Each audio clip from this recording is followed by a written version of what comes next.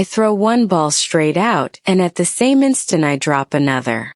Which hits the floor first? Almost everyone says the thrown one takes longer. It doesn't, they land together every time. Here's why. Gravity pulls straight down. It has no sideways part at all, so whatever sideways speed the ball leaves with, it keeps. And whatever happens up and down happens exactly as if the ball had been dropped. Two separate stories sharing only the clock. And that clock is what almost every problem asks you to find first. Before any of that becomes numbers, three small things, and I am assuming you know none of them. Start with the tilt. Here is a flat ground line and a slanted line leaving it, and the little arc between them is the angle. We label it with the Greek letter theta, and in this chapter it is always measured up from the flat ground, never down from the sky. Close that shape off and you get a right triangle. One corner is a perfect square corner. The long slanted side, the one facing that square corner, is called the hypotenuse. Of the two remaining sides, the one touching our angle is the adjacent side, and the one across from it is the opposite side. Now the only trig you need. Cosine of the angle is one fraction. The adjacent side divided by the hypotenuse. Sine of the angle is the other one, opposite divided by hypotenuse. That is the entire definition, two ratios of sides, nothing more mysterious than that. One more move and it is ordinary algebra. If cosine equals adjacent over hypotenuse, then multiply both sides by the hypotenuse and you get the adjacent side on its own. Same trick gives the opposite side. That rearrangement is the whole of what we do next. Back to the ball. Draw the launch as one arrow, one speed, one direction, tilted up from the ground by our angle. Drop a dashed line from its tip and you have the same right triangle again, and this time the hypotenuse is the launch speed itself. The flat leg is the side touching the angle, so it is the adjacent one, and we just showed adjacent equals hypotenuse times cosine. The hypotenuse here is the launch speed, so the flat piece is u cos theta.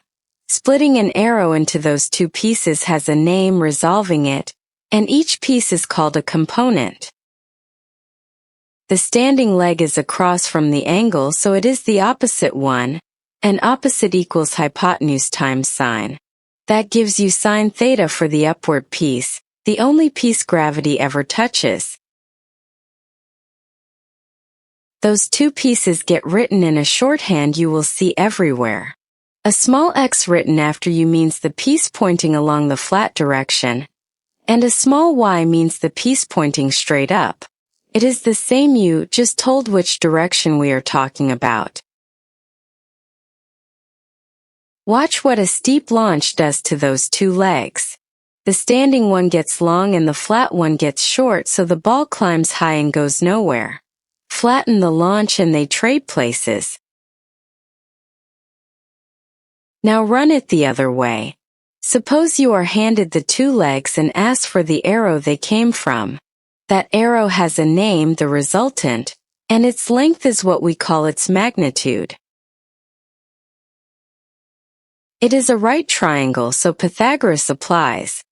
The square on the longest side equals the two smaller squares added. The longest side here is the arrow itself, so its square is the flat piece squared plus the up piece squared. Take the square root of both sides and the arrow's length falls out. The angle comes back the same way. Opposite divided by adjacent is the third ratio, tangent, so dividing the up piece by the flat piece and asking which angle has that tangent returns the launch tilt. Split a launch of 50 meters per second at 37 degrees into its flat and upward pieces, then say how long the ball stays in the air. Start with the flat piece because it never changes. Cosine of 37 is 0.8. So 50 times 0.8 gives 40 meters per second across. That number is now frozen for the whole flight. Now the upward piece. Sine of 37 is 0.6, so 50 times 0.6 gives 30 meters per second going up. Treat that 30 as a ball thrown straight up. Gravity strips 10 meters per second off it every second, so it runs out of upward speed after 3 seconds. That's the top of the arc. Coming down is a mirror of going up, so the total time in the air is double that, 6 seconds. 40 meters per second across, 30 meters per second up, and 6 seconds in the air. The trap here is using the full 50 in the time calculation. 50 is the speed along the arrow, not the speed upward, only the 30 fights gravity.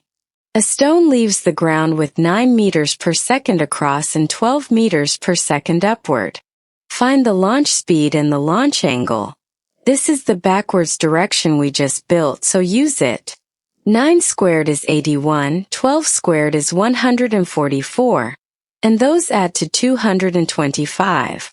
The square root of 225 is 15, so the stone left at 15 meters per second. For the angle, use the third ratio. 12 over 9 is 1.33, and the angle whose tangent is 1.33 is 53 degrees. 15 meters per second, launched at 53 degrees above the ground. The trap. Don't reach for sine or cosine here. You were handed the two legs, not the hypotenuse, so tangent is the one that uses exactly what you have. Two things to lock in. 37 and 53 degrees run through half of JEE mechanics, because their sines and cosines are 0.6 and 0.8. And at 45 degrees the two legs are the same length, which is why 45 gives the longest range on flat ground, the best possible trade between staying up and going forward. A ball is launched at 20 meters per second at 60 degrees above the ground. Taking g as 10, how high does it climb? Sine of 60 is 0.87.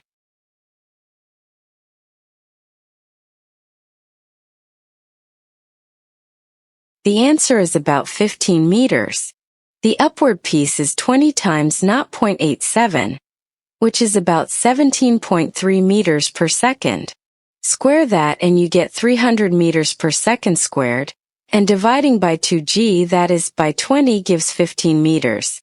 Notice the flat piece never entered the calculation at all. One launch, two independent stories, and one right triangle underneath both. The flat piece is the launch speed times cosine and never changes. The up piece is the launch speed times sine and is the only part gravity touches. Go backwards with Pythagoras in the third ratio. Next video turns the up piece into time of flight, peak height and range. Drill the component questions in the ExamMaster app before you watch it.